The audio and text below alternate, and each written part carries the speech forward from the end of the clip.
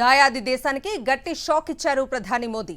పాక్ ప్రధానికి షాంఘై సహకార సంస్థతో భారత్ బలమేంటో చూపించారు. టియాన్జిన్ వేదికగా జరుగుతున్న షాంఘై సహకార సంస్థ సదస్సుకు ప్రధాని మోదీతో పాటు వివిధ దేశాధినేతలు హాజరయ్యారు. పాకిస్తాన్ ప్రధాని షహబాజ్ షరీఫ్ సైతం ఈ మీటింగ్కు వెళ్లారు. పెహల్గాం ఉగ్రదాడి తర్వాత తొలిసారి భారత్ పాక్ ప్రధానులు ఎదురుపడ్డారు. అయితే మోదీ మాత్రం షహబాజ్ను పలకరించలేదు కదా, కనీసం అటువైపు కూడా చూడలేదు. ఇదే వేదికగా రష్యా అధ్యక్షుడు పుతిన్తో ఎంతో ఆత్మీయతతో ఉన్నారు.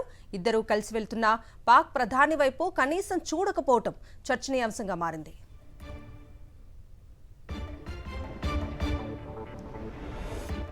దాయాది దేశానికి గట్టి షాక్ ఇచ్చారు ప్రధాని మోదీ.